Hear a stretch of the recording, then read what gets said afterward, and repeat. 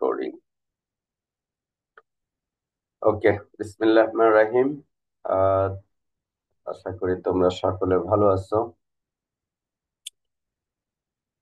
ক্লাসের শুরুতেই তোমাদের আজকে সকালে পাওয়া একটা গুড নিউজ দিয়ে ক্লাস শুরু করি। তোমরা জেনে খুশি হবা যে তোমাদের আহ, কয়েক ব্যাচ আগের, সম্ভবত 2 বা 3 ব্যাচ আগের হবে, ইব্রাহিম তানভীর, আব্দুল্লাহ আল সামি, আর হলো আবু তাইব সিদ্দিকী। এই 3টা ছেলে আমার সাথে কাজ করেছিল রিসার্চে। তো তাদের কাজটা আজকে সকালে এলসিভিআর এর খুবই হাইলি রেপুটেড একটা জার্নাল, অ্যাডহক নেটওয়ার্ক, সেখান থেকে ওদের জার্নাল আর্টিকেলের অ্যাকসেপ্টেন্স লেটার এসেছে এই আধা ঘন্টা আগে। So it's a great news for the undergraduate students of the University of Bangladesh, Department of Computer Science and Engineering. আমরা চাই ছেলেমেয়েরা যদি আর একটু মনোযোগ সহকারে আরো বেশি ছেলে মেয়ে সময় দেয় এবং কাজ করে, তাহলে অনেক গুড কোয়ালিটি পাবলিকেশন করা সম্ভব। এবং এই পাবলিকেশন গুলি শুধু ছেলে মেয়েদের নলেজের ডেপথ, টেকনিক্যাল স্কিল এবং হিউম্যান ভ্যালুজ সমৃদ্ধ করে না, সাথে সাথে বেশ কিছু অপরচুনিটি ক্রিয়েট করে for getting scholarship in foreign universities, রেপুটেড universities.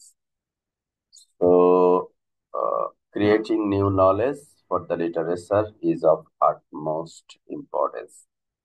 এবং সেই জায়গাগুলিতে আহ, খুবই পারসিভিয়ারেন্স যদি ডেমনস্ট্রেট করতে পারে, কন্টিনিউয়াস ইফোর্ট এবং ডেডিকেশন যদি আমাদের ছেলেমেয়েরা দিতে পারে, ডেফিনেটলি অনেক ভালো কিছু আসলে অ্যাচিভ করা সম্ভব।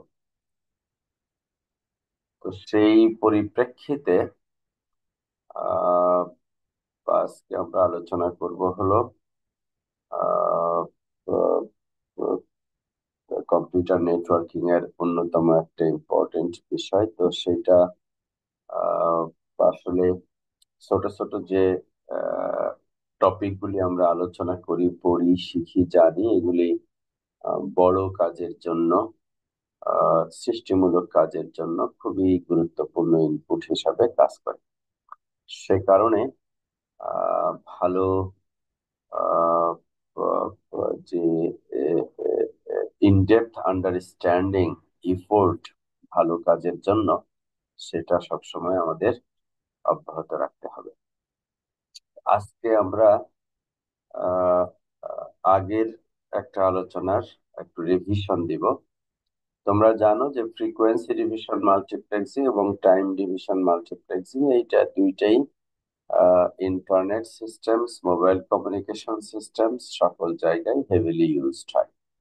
ফ্রিকোয়েন্সি ডিভিশন মাল্টিপ্লেক্সিং মূলত আসলে টোটাল ব্যান্ডউইথ যেটা আছে সেটাকে হরাইজন্টালি, এই যে হরাইজন্টালি কতগুলি চ্যানেলে ভাগ করে ফেলা হয়, ডিভিশন ভাগ করে ফেলা হয়, ফ্রিকোয়েন্সি ডিভিশন ভাগ করে। এরকম যেরকম এটাকে যদি আমরা 4টা ভাগে ভাগ করি, তাহলে ব্লু কালারটা একজন ইউজার ব্যবহার করলো, গ্রিন কালারটার একজন ইউজার ব্যবহার করলো, ইয়েলো কালারটার একজন ইউজার ব্যবহার করলো, পিঙ্ক কালারটার একজন ইউজার ব্যবহার করলো। তাহলে 4জন 4টা যদি আলাদা ফ্রিকোয়েন্সি ব্যবহার করে, কারো ডেটা কারো আরেকজনের ডেটা দ্বারা, কারো ভয়েস আর একজনের ভয়েস দ্বারা, কোনো একজনের ভিডিও আর একজনের ভিডিও দ্বারা ইন্টারফেয়ার হবে না, মিক্স আপ হয়ে যাবে না। প্রত্যেকে নিজ নিজ চ্যানেলে কমিউনিকেট করতে পারবে এবং they can successfully transmit the data, voice, video, whatever it is to the destination. তো এইটা হলো ফ্রিকোয়েন্সি ডিভিশন মাল্টিপ্লেক্সিং। ব্যান্ডউইথ যত বেশি হবে, প্রতিটা চ্যানেলের ফ্রিকোয়েন্সি তত বেশি হবে। ব্যান্ডউইথ যত কম হবে, খুব কম সংখ্যক চ্যানেলে আমরা সেগুলিকে ভাগ করতে পারবো। টাইম ডিভিশন মাল্টিপ্লেক্সিং হলো উল্টাটা। সেটা হলো এখানে কোনো হরাইজন্টালি কোনো ভাগ হবে না, এখানে ভাগটা হবে ভার্টিক্যালি। ভার্টিক্যালি কিভাবে? যে এক একজন ইউজার, এখানে যেরকম 4 জন ইউজার ছিল, 4 জনকে 4টা ছোট ছোট ফ্রিকোয়েন্সি চ্যানেল দিয়েছিলাম। আর এখানে বলতেছে যে না, যখন কোনো ইউজার ব্যবহার করবে তখন পুরা ব্যান্ডউইথটাই ব্যবহার করবে, কিন্তু এই ব্যবহারটা সে করবে হলো ছোট্ট একটা টাইমের জন্য। আবার 3-4 জন ব্যবহার করার পরে আবার সে কিছুক্ষণ পরে এটা ব্যবহার করবে, আবার সে কিছুক্ষণ পরে এইটা ব্যবহার করবে। এই টাইম গ্যাপ এতটাই কম যে ইন্ডিভিজুয়ালি প্রতি ইউজারের কাছে মনে হবে যে সে কন্টিনিউয়াসলি আসলে ব্যবহার করছে। যেরকম এই যে টাইমে ভাগ করে ফেলা হয়েছে, এক্স অ্যাক্সিস এর টাইম, এবং এইগুলির স্ট্রাকচার হলো এরকম যে এইটা এটা এটা এটা এভাবে গেল, আবার নীল সবুজ হলুদ পিঙ্ক, আবার নীল সবুজ হলুদ পিঙ্ক, আবার নীল সবুজ হলুদ এবং এই এই পিঙ্ক কালার। তো এইভাবে আমাদের আহ বিভিন্ন যে ডিস্ট্রিবিউশন আছে সেই ডিস্ট্রিবিউশন গুলিতে তারা কমিউনিকেট করতে,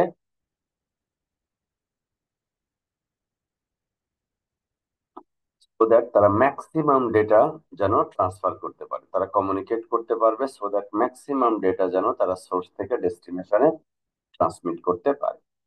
তো ফ্রিকোয়েন্সি ডিভিশনও ব্যবহার করা হয়, টাইম ডিভিশনও ব্যবহার করা হয়ে থাকে। ইনফ্যাক্ট বর্তমান যে মোবাইল কমিউনিকেশন সিস্টেম বাংলাদেশে সবই জিএসএম টেকনোলজি এখন ব্যবহার করে, গ্রামীণ ফোন, রবি, আহ, আহ, আহ, অন্যান্য যে অপারেটর গুলি আছে, টেলিটক ইত্যাদি, তারা প্রত্যেকেই এই ফ্রিকোয়েন্সি ডিভিশন মাল্টিপ্লেক্সিং করে তারপরে টাইম ডিভিশন মাল্টিপ্লেক্সিং করে, so that very high number of users can be accommodated in that particular communication system। এবং এই এই এই এই এই প্রত্যেকটা যে বার দেয়া হলো মাঝখানে, এই যে বার গুলি দেওয়া হয়েছে এগুলি হলো কেরিয়ার ফ্রিকোয়েন্সির ইয়েকে নির্দেশ করতেছে, আলাদা আলাদা কেরিয়ার ফ্রিকোয়েন্সিতে তারা কমিউনিকেশন করবে। এইভাবে করে ইন্টারনেটের স্ট্রাকচার তৈরিতে আমরা জানি যে এটা নেটওয়ার্ক অফ নেটওয়ার্কস, বিভিন্ন নেটওয়ার্কের সমন্বয়ে গঠিত। এবং এই প্রতিটা আহ, ছোট ছোট নেটওয়ার্ক আসলে এর গভর্নর আছে। সাধারণত আমরা বলি এগুলিকে ISP, internet service provider. Internet service প্রোভাইডাররাই মূলত একটা ইনফ্রাস্ট্রাকচার, ইন্টারনেট ইনফ্রাস্ট্রাকচার তৈরি করে ছোট ছোট, এবং একজনের একজনের সাথে কানেক্টেড হয়। এখন এই আইএসপি গুলির মধ্যে বিভিন্ন ধরনের আছে, লোকাল আইএসপি আছে, ন্যাশনাল আইএসপি আছে, গ্লোবাল আইএসপি আছে, বিভিন্ন ক্যাটাগরির উপরে ভিত্তি করে এই আইএসপি আছে। তো আমরা যাদের সাথে সরাসরি কানেক্টেড হই তারা সাধারণত নাম হলো local ISP, internet service provider. সেটা ইনস্টিটিউশনাল হোক অথবা হোম লেভেলে হোক, এগুলি হলো লোকাল আইএসপি।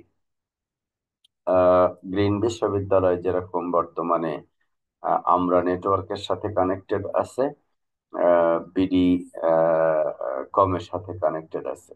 বহুদিন তারা হলো ইয়ের সাথে কানেক্টেড ছিল, বিজয় নেটের সাথে কানেক্টেড ছিল বহুদিন।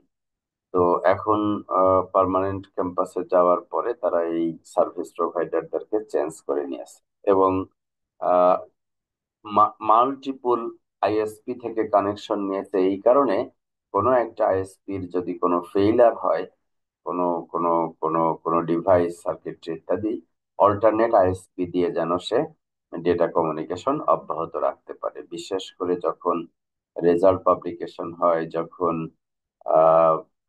রেজিস্ট্রেশন হয়, যখন শিক্ষকরা রেজাল্ট সিস্টেমে এন্ট্রি দেন, রেজিস্ট্রেশন হয়, তারপরে বিভিন্ন ফান্ড কালেকশনের বিষয় থাকে, সেই সময়গুলিতে নেটওয়ার্ক, ইন্টারনেট, সফটওয়্যার সিস্টেম খুবই রিয়েল টাইমে ব্যবহৃত হয়।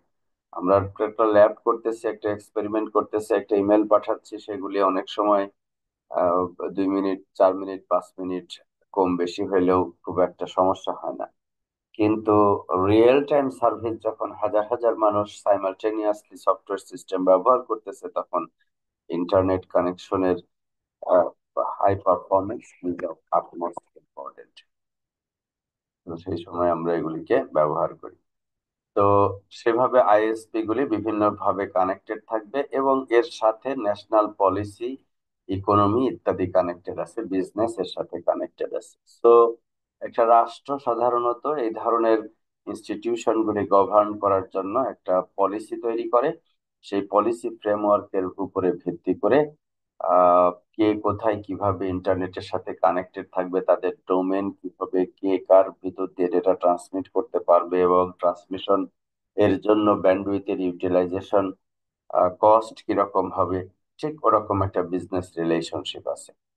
আহ যেরকম ধরো বিদ্যুতের ক্ষেত্রে DPDC, Dhaka power distribution company, এরা কিন্তু নিজেরা কোনো বিদ্যুৎ তৈরি করে না। বিদ্যুৎ তৈরি করার জন্য আশুগঞ্জ পাওয়ার প্ল্যান্ট, এরকম অনেক পাওয়ার প্ল্যান্ট আছে, ওই পাওয়ার প্ল্যান্টের কাছ থেকে ডিপিডিসি বিদ্যুৎ কিনে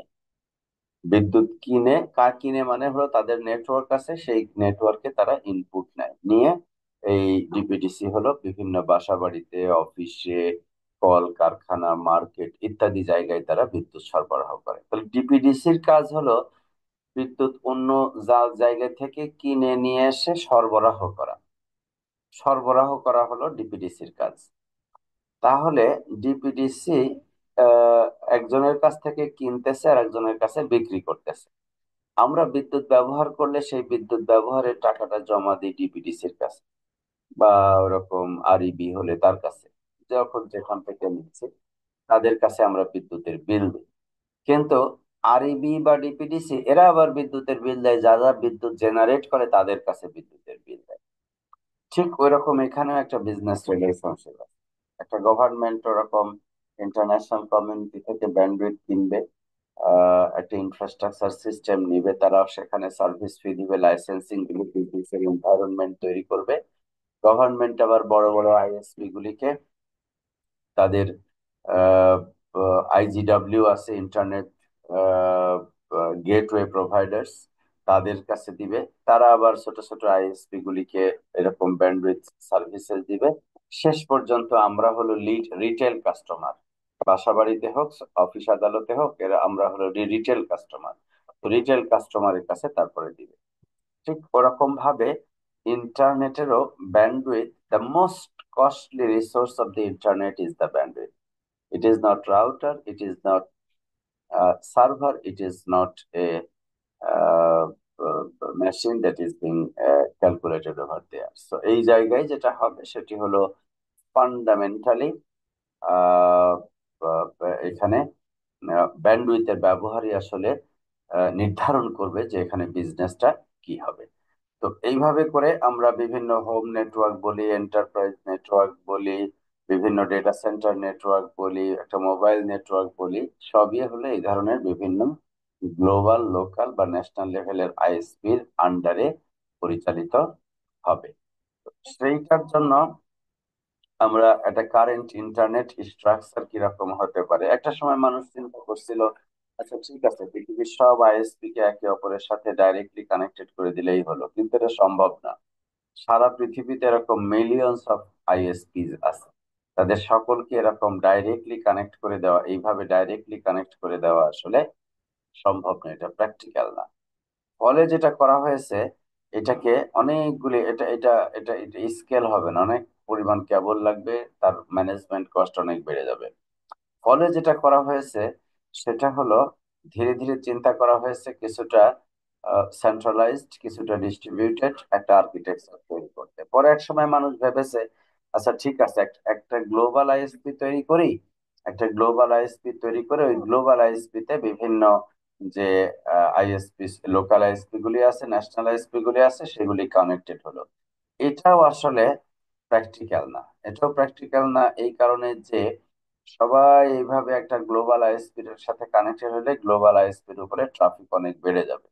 এখান থেকে যদি এখানে ডেটা পাঠাইতে হয় তাও গ্লোবাল আইএসপি হয়ে যেতে হবে। তো এটা আসলে সঠিক না। পরবর্তীতে যেটা চিন্তা করা হয়েছে, আরো ডিস্ট্রিবিউট করা হোক, এরকম অনেকগুলি আইএসপি ন্যাশনাল লেভেলের থাকবে, রিজিওনাল লেভেলের থাকবে, লোকাল লেভেলের থাকবে, গ্লোবাল লেভেলের থাকবে, ইন্টারন্যাশনাল বা গ্লোবাল লেভেলের থাকবে, সেগুলি একে অপরের সাথে কানেক্টেড হয়ে তারা একটা ইনফ্রাস্ট্রাকচার তৈরি করবে। তো ওই ধরনের কাজের জন্য ডাইরেক্ট, যেরকম আইজিডব্লিউ কোম্পানিগুলি, ওরা কিন্তু ডাইরেক্ট কোনো কাস্টমারের বাসায় বা অফিসে বা কারখানাতে ইন্টারনেট দেয় না। কিন্তু যারা ইন্টারনেট দেয় এরকম অনেকগুলি আইএসপি কে তারা কানেক্টিভিটি সার্ভিস প্রোভাইড করে। হ্যাঁ, তো এই যে এরকম দেখো, এটা একটা আইএসপি। এই আইএক্সপি ইন্টারনেট এক্সচেঞ্জ পয়েন্টের মাধ্যমে অন্য আইএসপি একে অপরের সাথে কানেক্টেড। এই আইএসপিটা এটার সাথে এইভাবে কানেক্টেড, তার মানে এই এলাকার যত ট্রাফিক এক এক আইএসপি থেকে আর এক আইএসপির ইউজারদের মধ্যে সব কিন্তু এটা হ্যান্ডেল করতেছে। এর যত ট্রাফিক আছে এগুলি কিন্তু গ্লোবালি এগুলি হবে না।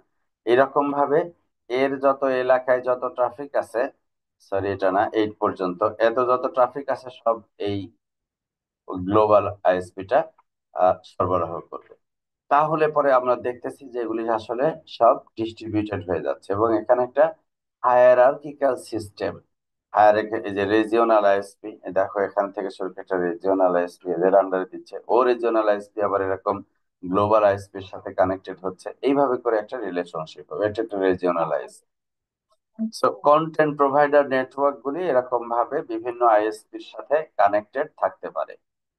তোমরা জানো বর্তমানে CDN network, content delivery network, এরা একই ডেটা কোথায় অ্যাক্সেস হচ্ছে সেগুলি রিজিয়নে নিয়ে রাখে। ইউটিউব, ফেসবুক,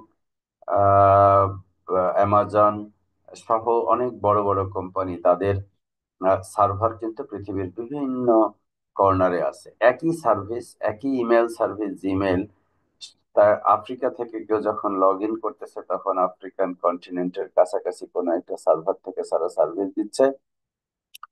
বাংলাদেশ থেকে, ইন্ডিয়া থেকে দিলে তাদের কিন্তু এখানে লোকালি সার্ভার আছে, সো দ্যাট বাংলাদেশের লোকেরা জিমেল ব্যবহার করতে হলে তার তার যে ল্যাটেন্সি সেটা যেন আমেরিকা পর্যন্ত কমিউনিকেট করতে না হয়। সো রেপ্লিকেটেড কন্টেন্ট বিভিন্ন জায়গায় রাখা হচ্ছে, সো দ্যাট সেভাবে যেন কন্টেন্ট গুলিকে ডেলিভার করা সম্ভব হয়। পরবর্তীতে এই সম্পর্কিত বিস্তারিত বিষয়গুলি আমরা কিভাবে আসলে প্রোটোকল ইমপ্লিমেন্ট করে সেগুলি আবারও পড়ব।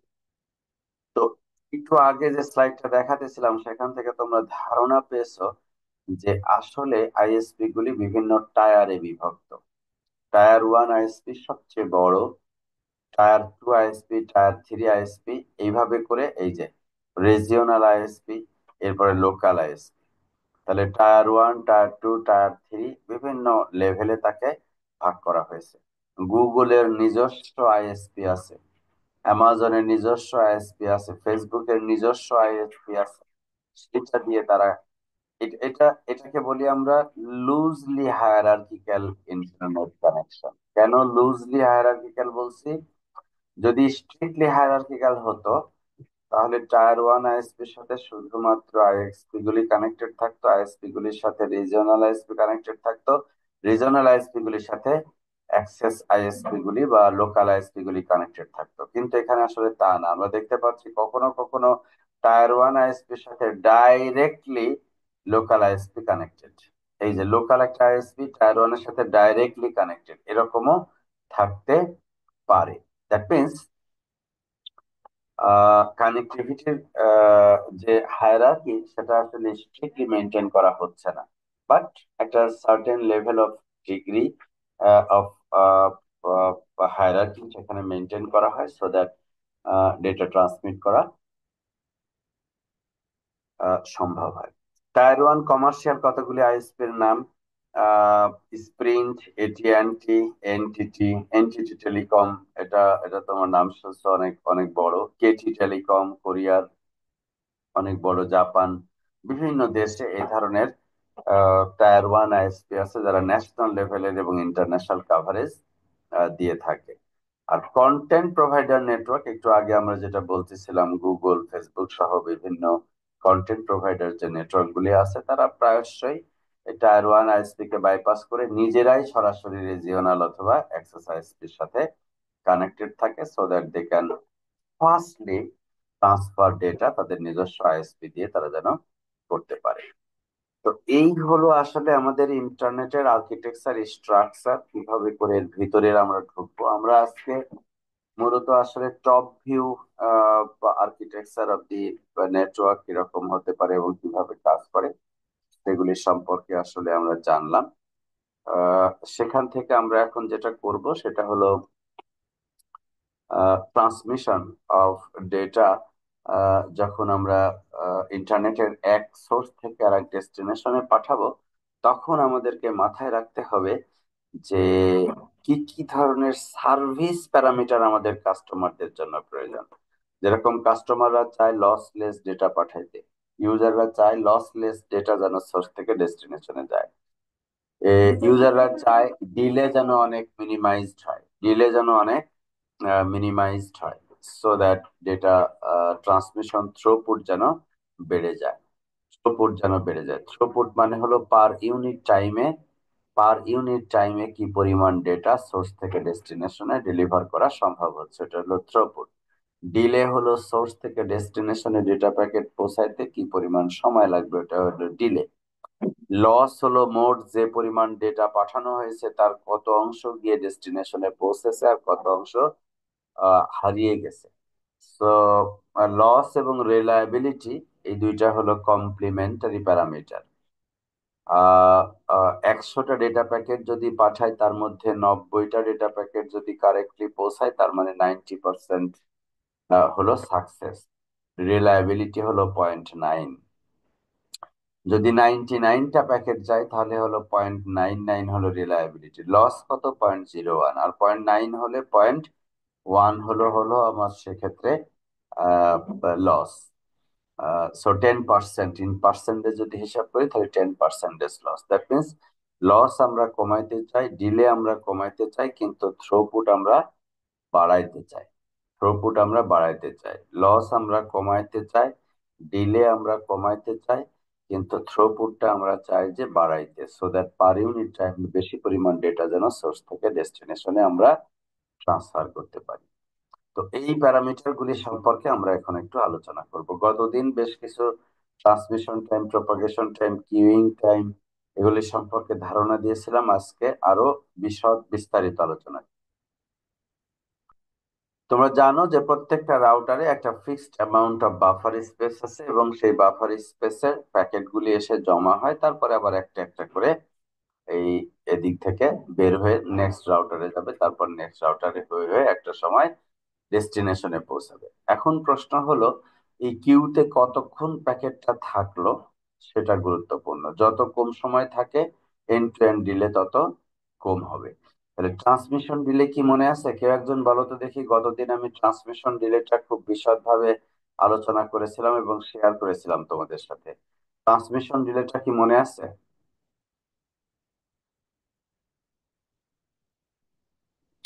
ট্রান্সমিশন ডিলে স্যার এটা হচ্ছে স্যার যে হারে রাউটারটা ডেটা রিসিভ করতেছে ওই হারে ওইটা আবার সেন্ড করতেছে না, মানে একটা যদি এখানে বাফার হয় ওইটাকে ট্রান্সমিশন দিলে বলে। না, এটা ভুল বলেছো, সাকসেসফুলি ভুল অ্যান্সার দিয়েছো। সাকিন বলো দেখি। স্যার ট্রান্সমিশন ডিলেটা হচ্ছে যে যখন সেন্ডার যখন রিসিভারকে হচ্ছে যে মানে কোন ডাটা পাঠায় তখন যখন যে টাইমের যে ডিলেটা হয় তখন থেকে ট্রান্সমিশন ডিলে বলে, এরকম কিছু। না, তোমরা প্রত্যেকেই দেখি উত্তর দেওয়ার পরে আবার উল্টা আর একটা প্রশ্ন আমাকে ছুড়ে দিচ্ছ। উল্টা প্রশ্ন ছুড়ে দিচ্ছ, উত্তর তো আমি দিবই। তোমরা আর কেউ বলবা? স্যার আগে থেকে হচ্ছে মানে ম্যানেজ করার যে ব্যাপারটা বলেছিলেন, মানে লোকাল অ্যাক্টিভিটি না আর কি। সরি। স্যার সোর্স থেকে ট্রান্সমিশন মিডিয়ামে ডেটা প্যাকেট পাঠানোর জন্য যে টাইমটা লাগে ওইটা হচ্ছে transmission delay. Sorry.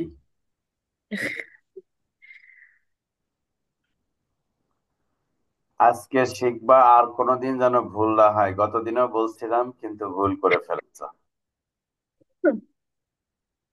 Transmission time হলো একটা প্যাকেটের লেন্থ যদি এল বিট হয়,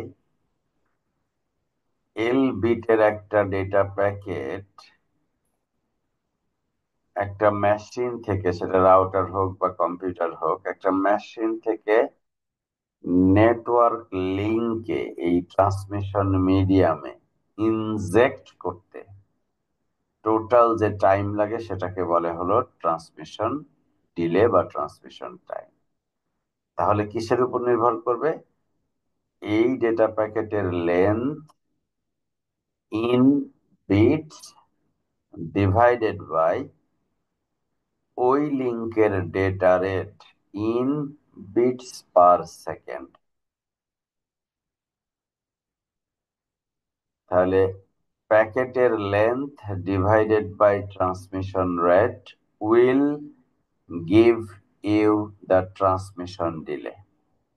ফিজিক্যাল ইন্টারপ্রিটেশন কি? ফিজিক্যাল ইন্টারপ্রিটেশন হলো একটা ডেটা প্যাকেটের প্রথম বিট ট্রান্সমিশন থেকে শুরু করে লাস্ট বিট পর্যন্ত মেশিন থেকে ডেটা লিংকে প্রবেশ করতে যত সময় লাগবে এটাকে বলা হবে ট্রান্সমিশন ডিলে। এইটা এই রাউটার থেকে এই রাউটার কত দূরে অবস্থিত এর উপরে ট্রান্সমিশন ডিলে নির্ভর করবে না। এই রাউটারের প্রসেসরের স্পিড কি, র্যাম কতটুকু আছে, এসবের উপরে ট্রান্সমিশন ডিলে নির্ভর করবে না। ট্রান্সমিশন ডিলে শুধুমাত্র এবং কেবলমাত্র নির্ভর করবে যে লিংকের ভিতর দিয়ে আমি ডেটা ট্রান্সমিট করতেছি ওই লিংকের স্পিড আর হলো ওই ডেটা প্যাকেটের সাইজ কত। এরকম 100 যদি ডেটা প্যাকেট থাকে, সিম্পলি এই টাইমটাকে আমাকে 100 দিয়ে গুণ করতে হবে, আর কিছুই না। আমি একটা প্যাকেট ধরে হিসাব করতেছি, এরপরে একটা ফাইল ধরে হিসাব করলে ওই ফাইলের মধ্যে যদি পাঠাইতে যদি 100টা প্যাকেট লাগে, 1000টা প্যাকেট লাগে, তাহলে তত দিয়ে আমি গুণ করে দিব, আর কিছুই না। So this is what transmission delay is. সবাই মনে থাকবে? জি স্যার। বুঝতে পারছো? জি স্যার। জি স্যার। ওকে, এইবার আসো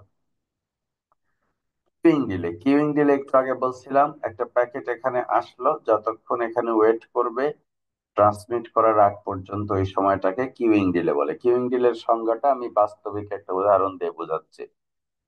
ডাক্তার বাড়িতে গেছো, ডাক্তার রুগী দেখতেছে, তখন তুমি ডাক্তারের ওখানে গিয়ে ওয়েটিং রুমে গিয়ে বসছো। ওই যখন তুমি ওয়েটিং রুমে প্রবেশ করলা তখন থেকে শুরু করে ডাক্তার তোমাকে দেখবে এই জন্য ডাক্তারের ঘরে প্রবেশ করেছো, এই সময়টাকে যেরকম আমরা ওয়েটিং টাইম বলি, ডিলে বলি, অপেক্ষারত টাইম বলি, ওইটা হলো ওয়েটিং টাইম। ওইখানে এইখানে হলো একটা রাউটারে ডেটা প্যাকেট আসার পরে রাউটারের কিউতে সে অবস্থান নেয়।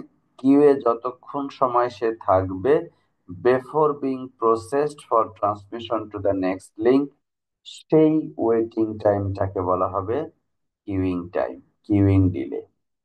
কিউইং ডিলে আসলে waiting time in the Q.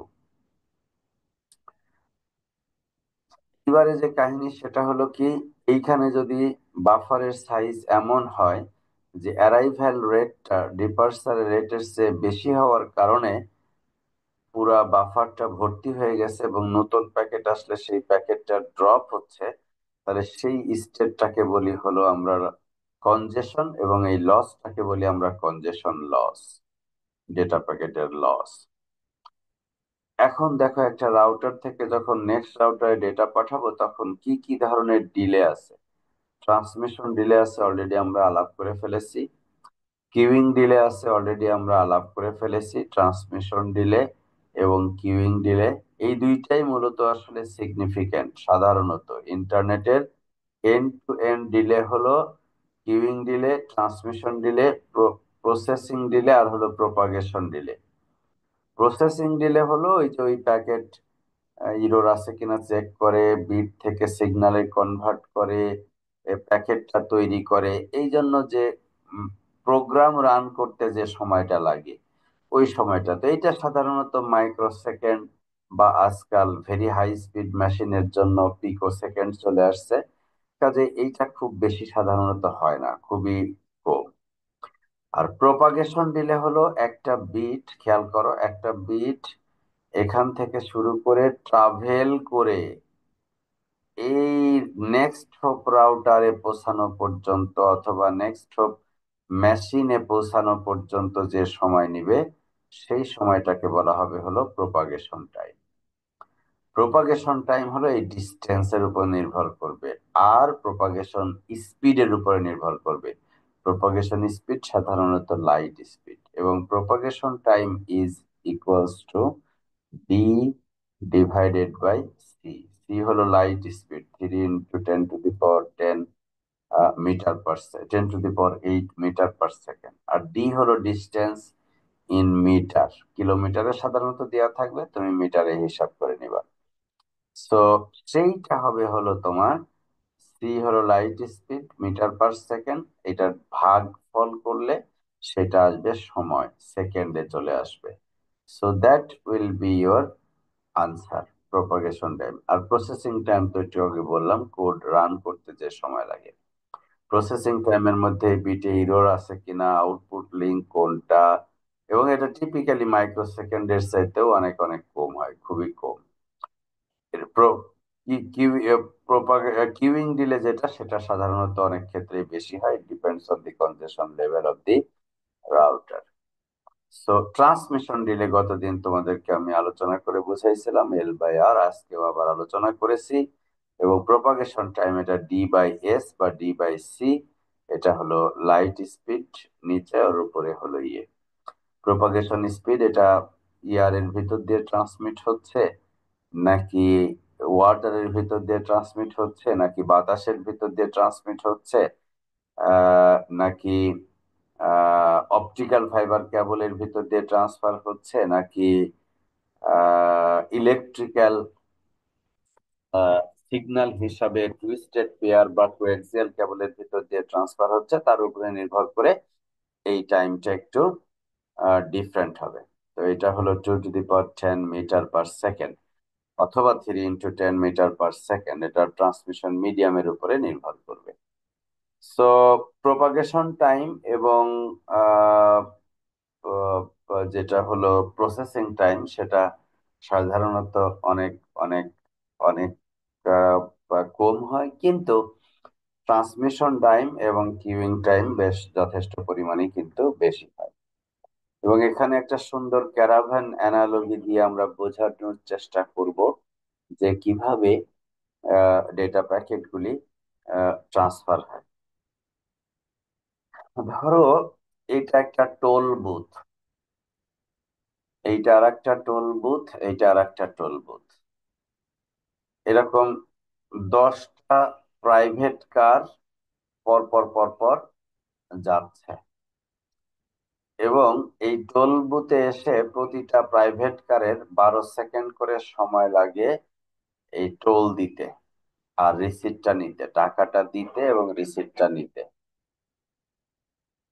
আচ্ছা, এবং এরপরে 100 কিলোমিটার ডিস্টেন্স, এই টোল বুথ এ এবং টোল বুথ বির মধ্যে ডিস্টেন্স হলো 100 কিলোমিটার, বি আর সির মধ্যেও ডিস্টেন্স হলো ধরো 100 কিলোমিটার, এটা 100 কিলোমিটার। এখন এই গাড়িগুলি যদি 100 কিলোমিটার বেগে যদি রান করে, 100 কিলোমিটার পার আওয়ার এই বেগে যদি রান করে, তাহলে প্রশ্ন হলো কতক্ষণ পর সবগুলি গাড়ি সেকেন্ড টোল বুথের সামনে গিয়ে দাঁড়াবে। How long until caravan is lined up before the second toll booth? বলো তো দেখি। এটা একটা ছোটবেলায় পাটিগণিত করে আসছিল, এই পাটিগণিতের অঙ্ক।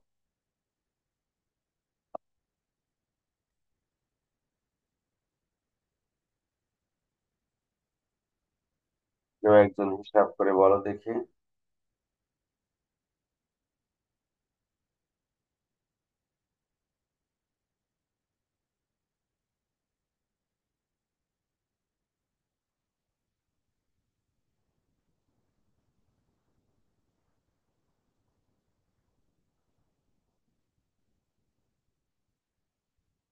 কেউ না? এই একটা গাড়ি এখান থেকে এখানে যাইতে কত সময় লাগবে? 1 ঘন্টা সামথিং। 1 ঘন্টা সামথিং টামথিং নাই, একদম এক্স্যাক্টলি 1 ঘন্টা, 60 মিনিট লাগবে, তাই না? 100 কিলোমিটার রাস্তা 100 কিলোমিটার বেগে যাচ্ছে, তাহলে এখান থেকে এখানে যাইতে 1 ঘন্টাই লাগবে।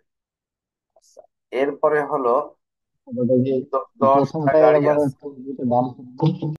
10টা গাড়ি আছে, একটা গাড়ির টোল বুথে দিতে লাগে 12 সেকেন্ড, 10টা দিতে লাগবে কত সেকেন্ড?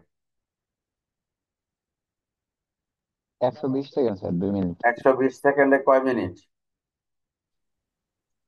2 minute sir. 2 মিনিট, তাহলে 60 আর 2 62 মিনিট সময় লাগবে, এখানে গিয়ে দাঁড়া জি হইতে স্যার। 62 মিনিট সময় লাগবে। এই যে 120 সেকেন্ড, তারপরে হলো 1 ঘন্টা মানে 60 মিনিট, তারপরে হলো হলো 62 মিনিট। পাওয়া গেছে? স্যার এই জন্যই আমি 1 ঘন্টা সামথিং বলছিলাম। সামথিং এর মধ্যে তুমি এটা বসায় দিছো, তাহলে এটা হলো 62 মিনিট। তাহলে খেয়াল করে দেখো, এই ট্রান্সমিশন টাইম লাগছে মাত্র 12 সেকেন্ড করে করে এই টোল বুথে, আর 100 কিলোমিটার যাইতে লাগছে হলো 1 ঘন্টা। প্রপাগেশন টাইমটা অনেক বেশি না এখানে? অনেক বেশি। এইটা হলো তোমার প্রপাগেশন টাইম, আর এইটা হলো তোমার ট্রান্সমিশন টাইম, যে টোল বুথের এ পাশে একটা প্যাকেট প্রসেস করে পরের পাশে পাঠাইতে কত টাকা লাগে, কত কত সময় লাগে। সিনারিওটা আমি এখন একটু চেঞ্জ করে দিলাম। লেটস সে এইটা 100 কিলোমিটার রাস্তা, এই গাড়ি যায় হলো 1000 কিলোমিটার পার আওয়ারে। এটা ধরো 1000 কিলোমিটার পার আওয়ার তো আর কোনো ট্রেন, বাস, প্রাইভেট কার চলে বলে আমার নলেজে নাই। 1000 কিলোমিটার পার আওয়ারে চলা বহু বিমান আছে। মনে করো বিমানে করে যাইতেছি আমরা, আর এইগুলি মনে করো টোল বুথ না, এক একটা এয়ারপোর্ট, এই একটা এয়ারপোর্ট, একটা এয়ারপোর্ট এন্ড সো অন। এখন যদি এরকম হয় যে এই এয়ারপোর্টে বা এইখানে এসে এইটার প্রসেস করতে সময় লাগে 1 মিনিট, 1 মিনিট টু সার্ভে কার, 1 মিনিট সময় লাগে, তাহলে পরে কতক্ষণ পরে এই টোল বুথের সামনে সবাই গিয়ে আবার জড়ো হবে?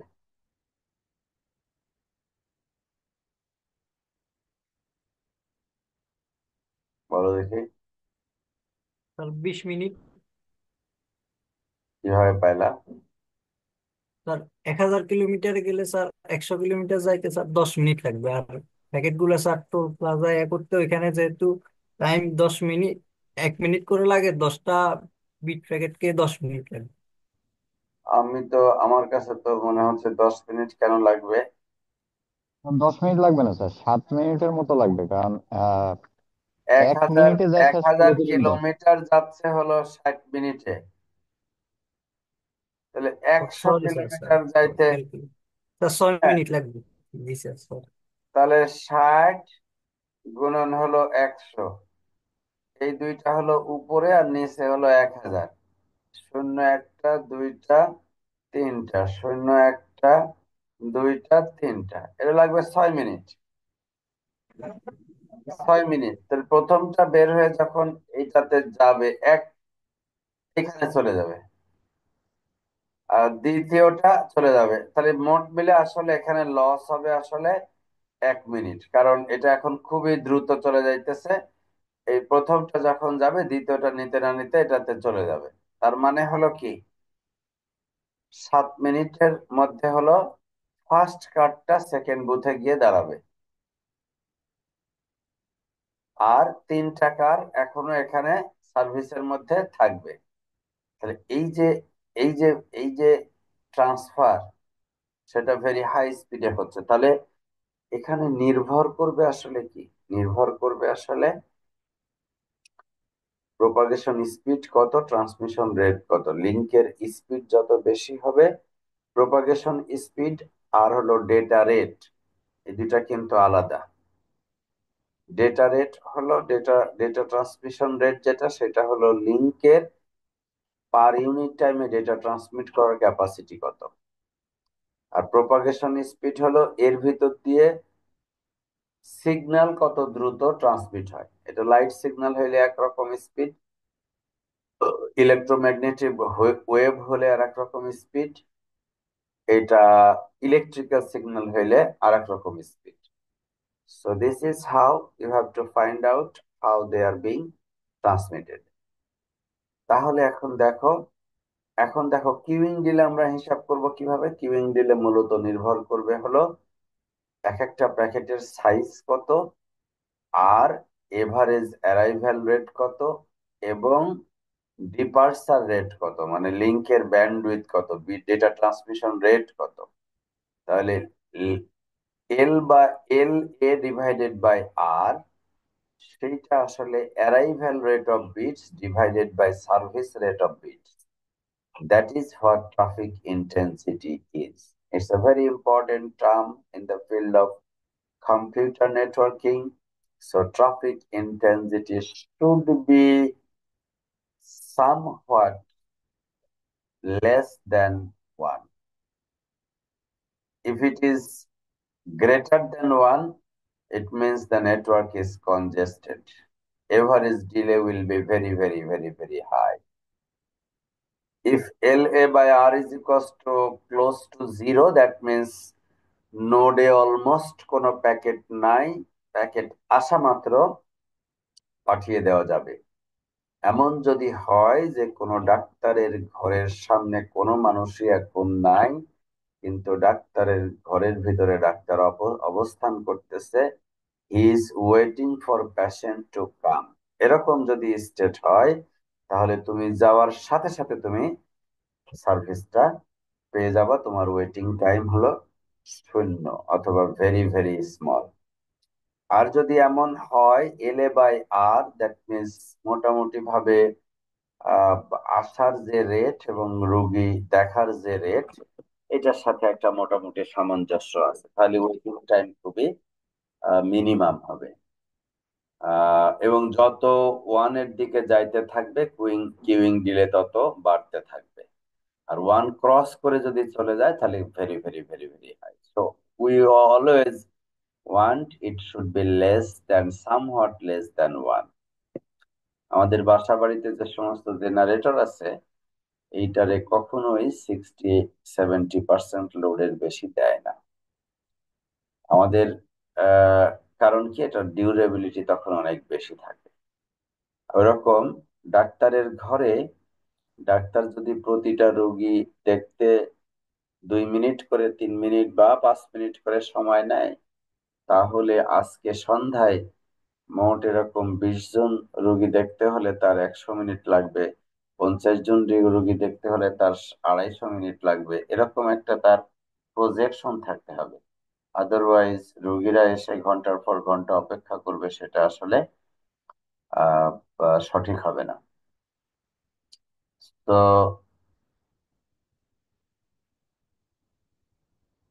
this could be made at some point, so that we can make it at some stage to increase the data communication performance of the uh, network. সেই জন্য ট্রাফিক ইন্টেন্সিটি, এই দেখো ট্রাফিক ইন্টেন্সিটি যখন মোটামুটি ভাবে কম আছে, ডিলেটা খুবই কম, কিন্তু ট্রাফিক ইন্টেন্সিটি বাড়ায় যখনই আমি 0.9 0.95 এদিকে নিয়ে যাচ্ছে, ডিলে সিগনিফিক্যান্টলি এক্সপোনেনশিয়ালি ডিলে বেড়ে যাচ্ছে। তো এই এলাকায় যেন আমাদের না যাইতে হয়, সেই জন্য traffic intensity should be somewhat less than 0.8, 0.9, so that you can tolerate the average queuing delay that will be incurred by the routers. Got it? বুঝতে পারছো সবাই? একই একই রাস্তায় দেখো, ট্রান্সপোর্টেশন দিয়ে বলতেছে, একই রাস্তায় যদি ফাঁকা থাকে তাহলে গাড়িগুলি খুব স্মুথলি সুন্দর চলতে পারবে, দ্রুত ডেস্টিনেশনে গিয়ে পৌঁছায় যাইতে পারবে। অন দা আদার হ্যান্ড, এখানে যদি প্রচুর পরিমাণ এরকম গাড়ি থাকে, L/R ইজ ক্লোজ টু 1, তাহলে কনজেস্টেড সিচুয়েশন তৈরি হবে। এটা যেরকম এখানে এখানে যেরকম সত্য, ঠিক এখানেও ওরকম ইম্পর্টেন্ট কম্পিউটার নেটওয়ার্কের ক্ষেত্রেও। রিয়েল ইন্টারনেটে কি পরিমাণ ডিলে হয়, রাউট হয়, সে সম্পর্কে আমরা একটু ধারণা নিই। ট্রেস রাউট নামে একটা প্রোগ্রাম আছে, ইউটিলিটি আছে, যেটা ব্যবহার করে ট্রেস রাউট, এই এই ইউটিলিটিটা ব্যবহার করে আমরা বের করতে পারবো যে আমাদের থেকে কত দূরত্বে অবস্থান করতেছে। যেরকম তুমি ট্রেস রাউট google.com তোমার মেশিন থেকে যদি কমান্ড লিখো, তাহলে লিনাক্সে লিখলে ট্রেসার্ট, আর এর পরে এখানে যে বানান আছে সেই বানানের পরে জাস্ট একটা টি, ও ও থেকে বাকি অংশ বাদ, আর এর পরে একটা টি, ট্রেসার্ট দিলেই, ট্রেসার্ট লিখে www.download.com অথবা www.facebook.com এরকম যে কোনো ওয়েবসাইটের নাম দিয়ে দিলে তুমি দেখতে পারবা যে তোমার মেশিন থেকে সেই মেশিনের এন্ড টু এন্ড ডিলে কত, সেটা তুমি হিসাব করতে পারবা। এবং আহ, একই মেশিন থেকে দিনের বিভিন্ন সময়ে যদি তুমি বিভিন্ন টাইম দাও, তাহলে এক এক রকমের পাবো। আমি জাস্ট একটা ফোন ধরে নিই। আসসালামু আলাইকুম।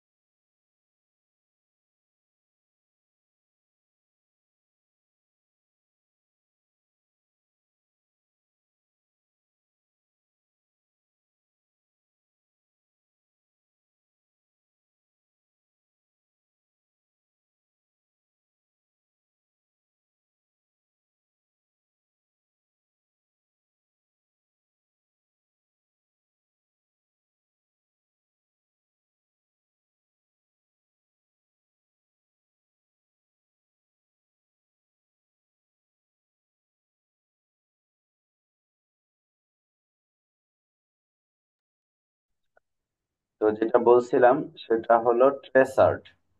ট্রেসার্ট যদি লিনাক্স এর ক্ষেত্রে দিই তাহলে ট্রেসার্ট লিখবো, উইন্ডোজ এর ক্ষেত্রে ট্রেসরাউট লিখবো, লিখে ওই ওই ওয়েবসাইটের নাম লিখবো। তাহলে যে ঘটনাটা ঘটবে, আমার এই মেশিন থেকে গুগলের বা ফেসবুকের বা download.com বা amazon.com, ওই মেশিনটার মাঝখানে যত রাউটার আছে সেই রাউটার গুলিতে চেক করবে, তিনটা করে করে ছোট ছোট প্যাকেট পাঠাবে, একদম ছোট ছোট প্যাকেট পাঠাবে, আসতে কত সময় লাগে ওই তিনটা প্যাকেটের আসার টাইমটা দিবে, এভারেজ টাইম। পরে আবার দ্বিতীয় রাউটারে পাঠাবে, তারপর তৃতীয়, তারপরে চতুর্থ, প্রত্যেকটাতে এরকম তিনটা করে করে প্রপ প্যাকেট পাঠাবে। এইখানে দেখেন আউটপুট, টেস্ট রাউট করেছে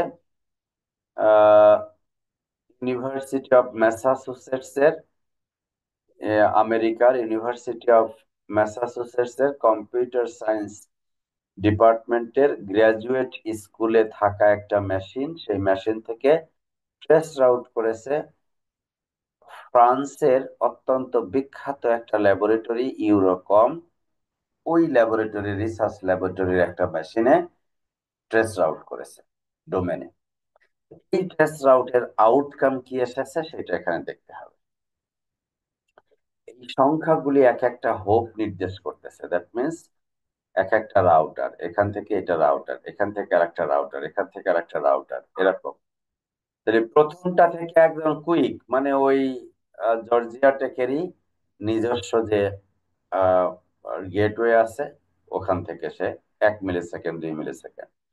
এরপরে হলো ওই জর্জিয়া টেক বিশ্ববিদ্যালয়ের, এটা এটা হলো গ্রাজুয়েট স্কুলেরটা, এটা ওই বিশ্ববিদ্যালয়ের আহ জর্জিয়া টেকের যেটা রাউটার আছে সেখান থেকে নেক্সট হোপ রাউটার।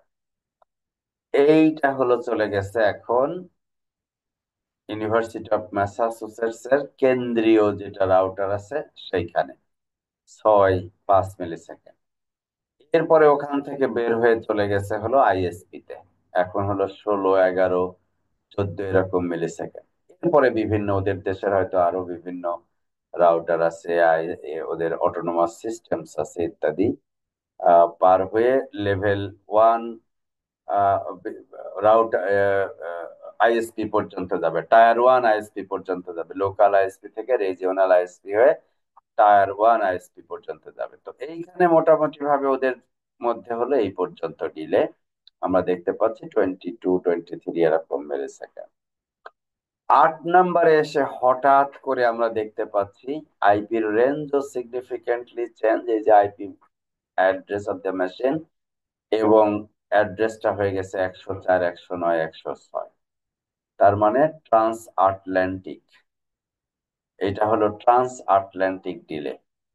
মানে আটলান্টিক মহাসাগরের ভিতর দিয়ে তলদেশ দিয়ে যেটা অপটিক্যাল ফাইবার গিয়েছে, সেই অপটিক্যাল ফাইবার এর ভিতর দিয়ে ডেটা যাচ্ছে। এখানে কয়েক হাজার কিলোমিটার ডিস্টেন্স আছে এখানে।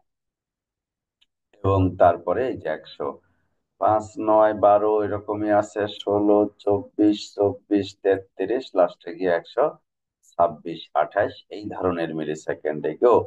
এই তিনটা বুঝতে হবে আলাদা করে। এইটা তিনটা স্টার স্টার মানে ওই 17 হোপে গিয়ে যে রাউটারের ভিতর দিয়ে যাইতে চাচ্ছিল সেই রাউটারকে সে রিচ করতে পারে নাই, ওখানে ডেটা পাঠায়, ওখান থেকে কোনো রেসপন্স পায় নাই। 18তে আর একটা রাউটার চেষ্টা করেছে, সেখান থেকেও কোনো রেসপন্স পায় নাই। তারপরে আর একটা রাউটার চেষ্টা করেছে, সেখান থেকে রেসপন্স পেয়েছে। এটা ছিল 126, 27, 28, এটা 132, 136 এই ধরনের ডিস্টেন্স। সো এইভাবে করে তারা কমিউনিকেট করবে। মানে এখান থেকে এই এই সোর্স থেকে এই ডেস্টিনেশনে যাইতে একটাই রাস্তা থাকবে, এরকম নাও হতে পারে। এখান থেকে আর একটা রাস্তা থাকতে পারে, এখান থেকে এরকম ভাবে আর একটা রাস্তা এখানে থাকতে পারে। ঠিক আছে, একইভাবে এখান থেকে এই দিক দিয়ে গিয়ে আর একটা রাস্তা এখানে থাকতে পারে ডেস্টিনেশনে। তো বিভিন্ন রাস্তা কিন্তু সে কি করবে, অল্টারনেট চেক করবে এবং খুঁজে বের করার চেষ্টা করবে। তো 3 ডিলে মেজারমেন্ট প্রত্যেকটা লেভেলে হচ্ছে 3টা করে বর্ডার গেটওয়ে, ট্রান্স অসিয়ানিক, এই যে একটু আগে আমি যে কথা বলতেছিলাম, ট্রান্স অসিয়ানিক লিঙ্ক। তারপরে ডিলে মাঝে মাঝে কমতেছে বাড়তেছে, এটা নির্ভর করে হলো কনজেশনের উপরে। নেটওয়ার্ক কনজেশন যদি বাড়ে তাহলে ডিলে বাড়বে, নেটওয়ার্ক কনজেশন কমলে তাহলে কমবে। একই গুগলকে বা একই ফেসবুককে বা একই download.com-কে সকালে যদি আপনার মেশিন থেকে ট্রেস রাউট করেন তাহলে এক ধরনের ডিলে পাবেন, দুপুরে আর এক ধরনের ডিলে পাবেন, খুব গভীর রাত্রে রাত 12টা 1টার দিকে যদি করেন তাহলে আরো কম ডিলে পাবেন। এটা নির্ভর করবে হলো আপনি যে সময় ব্যবহার করছেন তখন ইন্টারমিডিয়ারি যে রাউটার গুলি সেগুলি আপনার থেকে কত দূরে অবস্থান করতেছে। So this is an important tool that you can utilize for data transmission. আজকের আমরা নেক্সট টপিক যেটা দেখবো সেটা হলো loss of the data packet. Packet loss হবে কখন? যখন ওভারফ্লো হয়ে যাবে বাফার, তখনই লস হবে। এই যে প্যাকেট অ্যারাইভিং রেট অনেক বেশি হয়ে গেছে, ডিপার্চার রেট অনেক কম, তখনই লস হবে। তো প্যাকেট লস আমাদের কমাইতে হবে, কনজেশন কমাইতে হবে। থ্রোপুট কি? থ্রোপুট হলো আরেকটা টার্মিনোলজি এখানে শিখবেন, এই দুইটার মধ্যে পার্থক্য কিন্তু পুরোপুরি ভাবে মনে রাখতে হবে। সেটা হলো গুড পুট। সেটা হলো কি গুড পুট। একটা হলো থ্রোপুট, একটা হলো গুড পুট। আচ্ছা, থ্রোপুট হলো এই সোর্স থেকে এই ডেস্টিনেশনে পার ইউনিট টাইমে কি পরিমাণ ডেটা আমি ট্রান্সমিট করতে পারছি। এবং ডেফিনেটলি পানি যখন ট্রান্সফার করব আমরা, তখন এই পাইপের এখান থেকে যদি আমরা পানি ট্রান্সফার করি, এটা একটা পাইপ, এটা একটা পাইপ যদি আমরা চিন্তা করি, এখান থেকে একটা আসলো, এখান থেকে একটা আসলো। বলো তো দেখি, কোন পাইপের ডায়ামিটার নির্ধারণ করবে এই টাঙ্কি থেকে এখানকার একটা যদি টাঙ্কি থাকে, মনে করি টাঙ্কি আছে, টাঙ্কিতে পানি ট্রান্সফার রেটটা নির্ধারিত হবে এই পাইপটার নাকি এই পাইপটার? তো বাম প্রথমটা, পাশেরটার নাকি ডান পাশেরটার? বাম পাশেরটা স্যার। বাম পাশেরটা না ডান পাশেরটা? কথা শুনতে পাইনি, বলো। বাম পাশেরটা স্যার। বাম পাশেরটা, রাইট। কেন বলো তো? স্যার, আমি পানি দিচ্ছি যেদিক থেকে, মানে ওইটার ডায়ামিটারটাই তো আমার ইয়ে করবে, কারণ পরেরটা তো যতটুকু যাচ্ছে এটা দিয়ে অতটুকুই ফ্লো করবে। আচ্ছা, তাহলে এই ডান পাশের যে পাইপটা আছে ওটা যদি বাম পাশে লাগাই, আর বাম পাশে যেটা আছে ওটা যদি আমরা ডান পাশে লাগাই, তাহলে কি হবে? এক্ষেত্রে স্যার উপচে পড়ার একটা ভয় থাকে আর কি। মানে মানে আমি আমি চেয়েছি যেটা, সেটা হলো যে পার ইউনিট রেট কত হবে সেটা আমাকে জানা। মানে কোন মানে মানে লেটস সে এখন যেটা বাম পাশে আছে ওইটা 10 লিটার প্রতি সেকেন্ডে ট্রান্সফার করতে পারে, আর ডান পাশেরটা লেটস সে 50 লিটার প্রতি সেকেন্ডে ট্রান্সফার করতে পারে। তাহলে ডান পাশেরটা যদি বাম পাশে নিয়ে আসি আর বাম পাশেরটা যদি ডান পাশে নিয়ে আসি, তাহলে এই পানির ফ্লোটা কত হবে?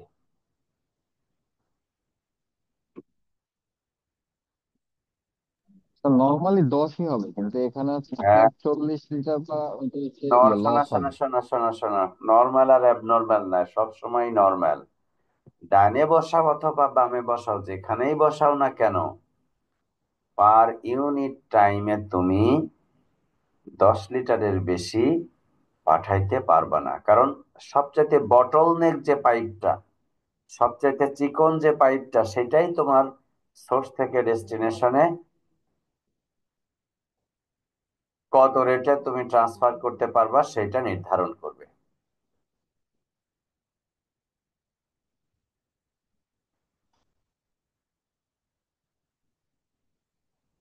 কথা বুঝতে পেরেছো? জি স্যার। সব সময়। তো ইন্টারনেটের ক্ষেত্রেও তাই।